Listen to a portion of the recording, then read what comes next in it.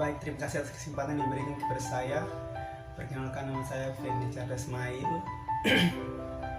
Saya seorang mahasiswa Universitas Nusa Cendana, Fakultas FKIP, Prodi Pendidikan Sejarah.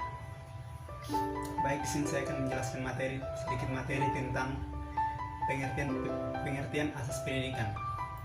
Asas pendidikan merupakan suatu kebenaran yang menjadi dasar atau tumpuan berpikir baik pada tahap perancangan maupun pelaksanaan pendidikan. Khusus Indonesia, terdapat sejumlah asas yang memberi arah dalam merancang dan melaksanakan pendidikan itu. Asas tersebut antara lain: yang pertama, asas tutur Handayani. Baik,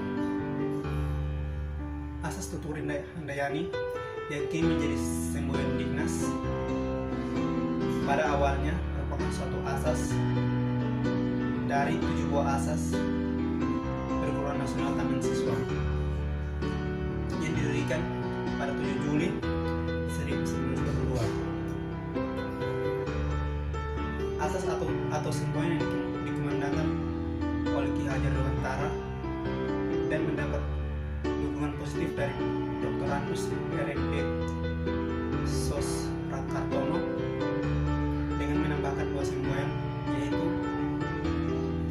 Ing Arso Sung Tulada dan Ing Medaya Mangunukarsa. Ketiga semboyan ini telah menyatu menjadi satu kesatuan asas. Asas tutur Handayani merupakan inti dari asas yang menegaskan bahwa setiap orang mempunyai hak yang mengatur dirinya dengan mengingat tertibnya persatuan dan kehidupan umum. Berikut keadaan yang dapat ditemukan dalam pendidikan berkaitan dengan asas ini antara lain: A. Peserta didik mendapat kebebasan dalam memilih pendidikan dan keterampilan yang diminati di semua jalur, jenis dan jenjang pendidikan yang disediakan sesuai profesi, bakat dan kemampuan yang dimiliki. B. Peserta didik mendapat kebebasan memilih pendidikan kejuruan yang diminati agar mempersiapkan diri untuk memasuki lapangan kerja dan bidang yang diinginkan. C. Peserta didik yang memiliki kecerdasan luar biasa mendapat kesempatan untuk memasuki program pendidikan dan keterampilan yang diminati sesuai dengan gaya dan irama belajar. Dan peserta didik memiliki keistimewaan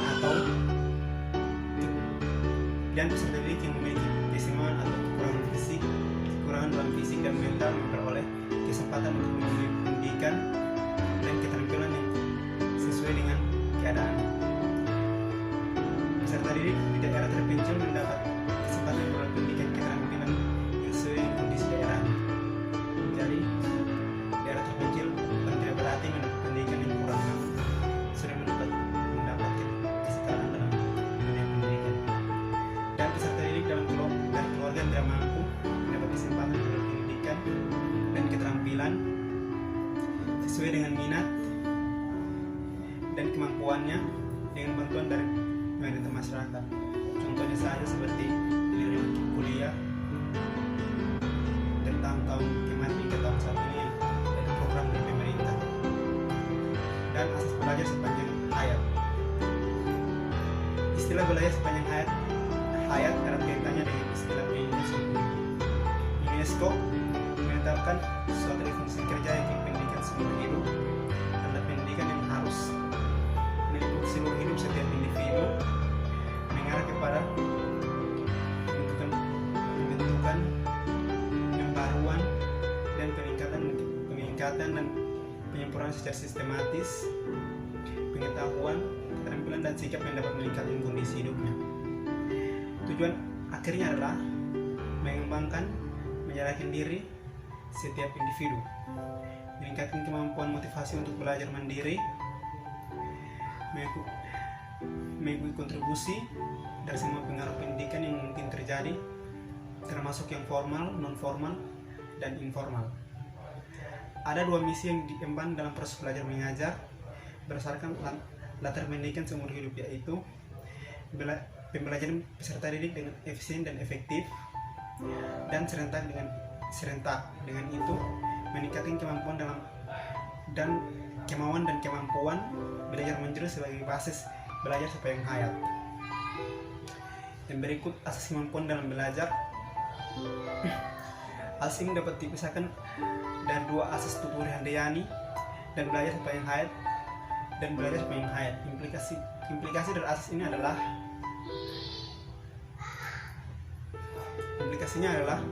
pendidik harus menjalankan peran komunikator, fasilitator, dan organisator dan sebagainya. Pendidik diharapkan dapat menyediakan dan mengatur berbagai sumber belajar sedemikian rupa sehingga mempermudah peserta didik berinteraksi dengan sumber belajar tersebut.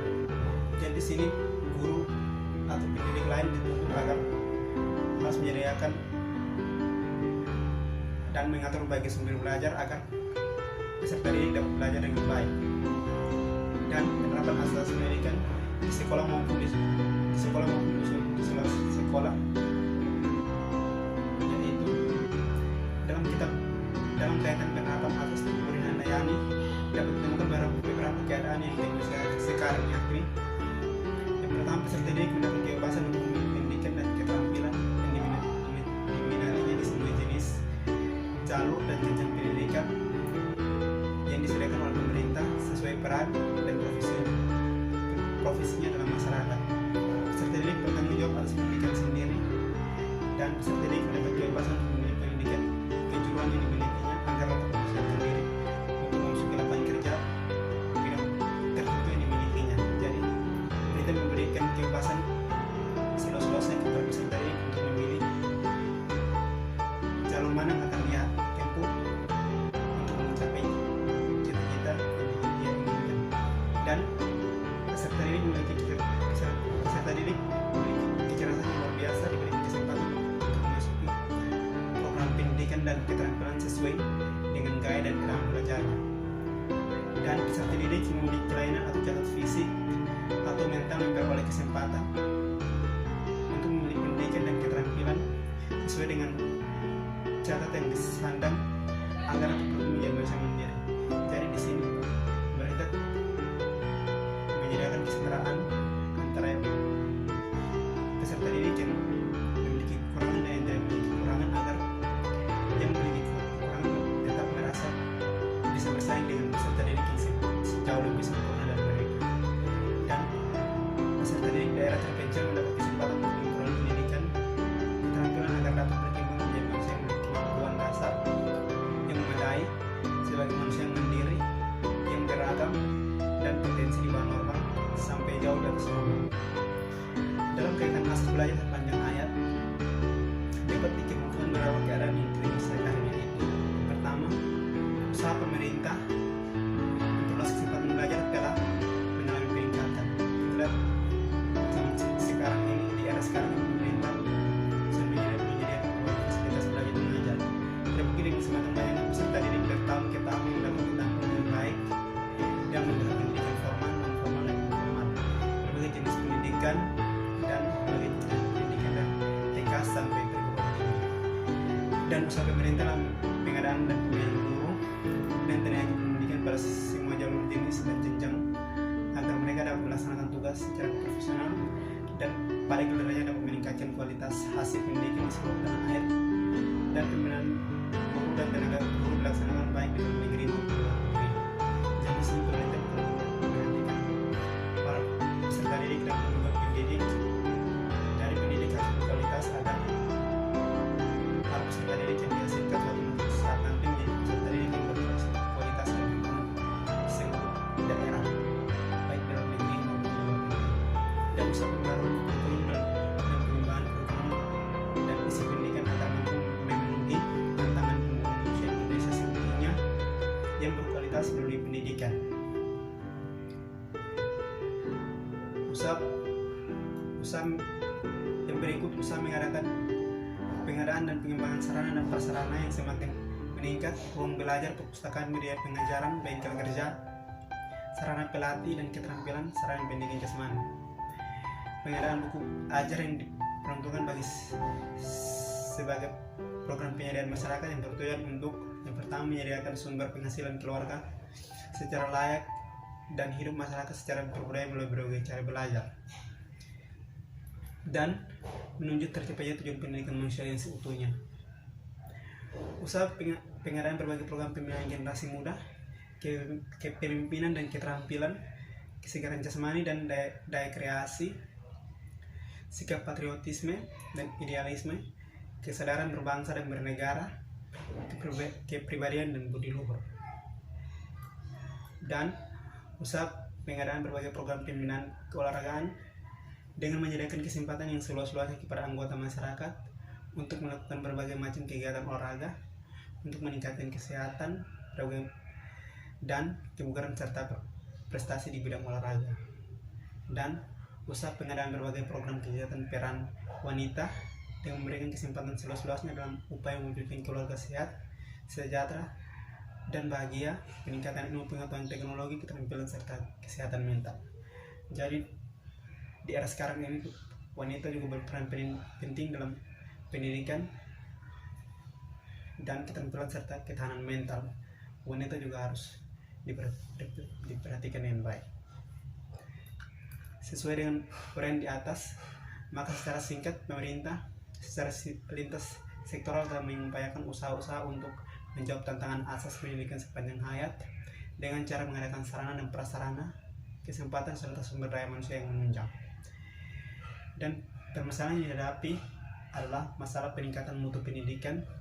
Kebijakan peningkatan mutu pendidikan tidak harus dipertimbangkan dengan kebijaksanaan pemerataan pendidikan, karena peningkatan kualitas pendidikan harus diimbangi dengan peningkatan kualitas pendidikan tersebut. Bertujuan membangun sumber daya manusia yang mutunya sejajar dengan mutu sumber daya manusia lain. Dan pemerintah mengusahakan berbagai cara dan upaya peningkatan mutu pendidikan, antara lain yang pertama, pembinaan guru dan tenaga pendidikan semua jalur jenis dan jenjang pendidikan, penyelenggaraan pendidikan seperti yang sudah dijelaskan di bagian atas pertama. Yang kedua, penggunaan sarana prasarana sesuai dengan perkembangan ilmu dan teknologi. Jadi pemerintah selalu menyediakan sarana prasarana dan fasilitas belajar mengajar yang memadai, dan pembangunan kurikulum dan isi pendidikan sesuai dengan perkembangan ilmu dan teknologi serta perkembangan nilai-nilai budaya bangsa. Jadi perkembangan kurikulum makin kesini makin mengikuti era modern dan budaya. Yang berikut, pengembangan buku ajar sesuai dengan tuntutan perkembangan ilmu pengetahuan dan teknologi serta perkembangan budaya bangsa. Dan masalah peningkatan relevasi pendidikan, kebijakan peningkatan relevasi pendidikan mengacu pada keterkaitannya dengan kebinekaan tunggal ika masyarakat dan letak geografis Indonesia yang luas dan pembangunan masyarakat Indonesia yang multidimensional. Pemerintah zaman sekarang di era sekarang telah dan sedang mengusahakan peningkatan relevansi penyelenggaraan pendidikan yang efektif dan efisien, dan meningkatkan kemudahan dalam komunikasi informasi antara pusat dan daerah,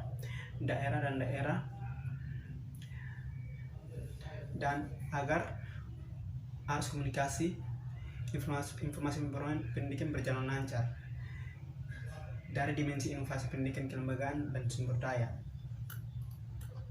manusia, sarana prasarana proses pembelajaran mengajar dan dilaksanakan secara terpadu, dan peningkatan kegiatan penelitian untuk memberikan masukan dan upaya peningkatan relevasi pendidikan.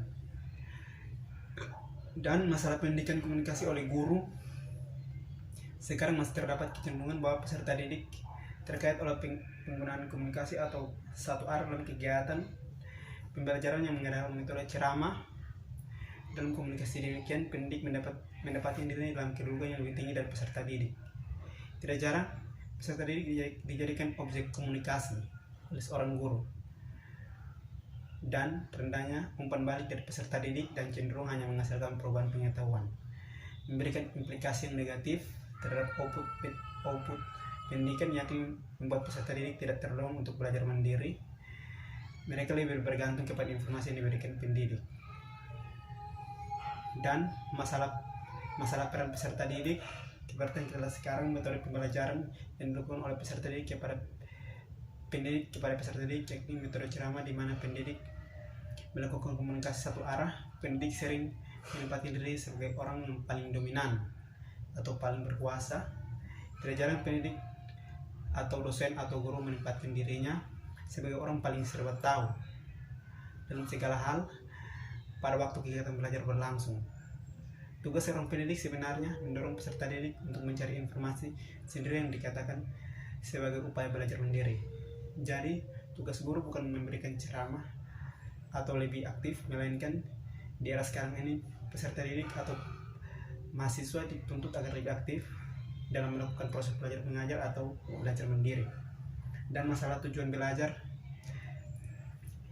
learning to know dan learning to do belum cukup untuk dijadikan tujuan belajar oleh karena kemajuan teknologi, terutama kemajuan transportasi dan komunikasi membuat dunia semakin sempit, sehingga intensitas interaksi manusia semakin tinggi tanpa dibatasi oleh perbedaan suku, agama, ras, dan asal usul. Oleh karena itu, tujuan belajar diperluas dengan cara learning to live together dan learning to be.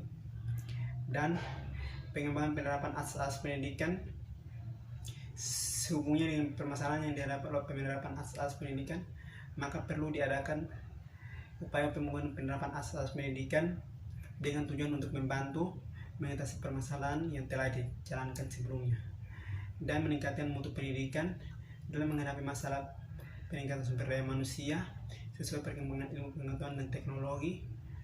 Pemerintah telah dan sedang mengupayakan peningkatan mutu guru dan tenaga pendidikan dan mutu sarana dan prasarana pendidikan, mutu kurikulum dan isi kurikulum sesuai perkembangan ilmu pengetahuan dan teknologi dan perkembangan nilai-nilai budaya bangsa seperti yang sudah dijelaskan di bagian atas, mungkin slide atas. Dan meningkatkan relevasi pendidikan. Dalam upaya meningkatkan relevasi pendidikan, pemerintah melakukan berbagai upaya. Yang pertama, usaha menemukan cara baru dalam dan memanfaatkan teknologi pendidikan untuk memenuhi kebutuhan peserta didik dan yang beragam. Usaha pemanfaatan hasil penelitian pendidikan bagi peningkatan kualitas kegiatan pembelajaran sesuai dengan kebutuhan peserta didik, dan usaha pembangunan ruang belajar, ruang khusus atau bengkel kerja, konseling, pertemuan, dan sebagainya yang menunjang kegiatan pembelajaran. Jadi pemerintah saat ini sedang berupaya untuk memenuhi kebutuhan pembelajaran di era sekarang ini dan mengembangkan komunikasi dua arah dan meningkatkan umpan balik dari siswa. Seorang guru harus mengembangkan komunikasi dua arah. Siswa tidak hanya mendengarkan namun juga memberikan respon dalam setiap permasalahan yang diberikan seorang pendidik. Dengan demikian peserta didik akan terdorong untuk belajar mandiri, tidak tergantung kepada pendidik saja. Seperti sekarang, di zaman sekarang ini peserta didik jauh lebih aktif daripada guru ataupun dosen dalam melakukan kegiatan proses belajar mengajar. Hal ini bertujuan untuk peserta didik dapat belajar mandiri dan jauh lebih aktif dan berpikir jauh lebih luas untuk meningkatkan kualitas belajar mengajar dan menggeser peran pendidik menjadi fasilitator, informator, motivator, dan organisitator. Fasilitator sebagai penyedia layanan, misalnya memberikan kasus yang harus dibacakan atau didiskusikan. Inovator sebagai pemberi informasi terkini yang berkaitan dengan tujuan pembelajaran. Motivator sebagai pemberi motivasi kepada peserta didik.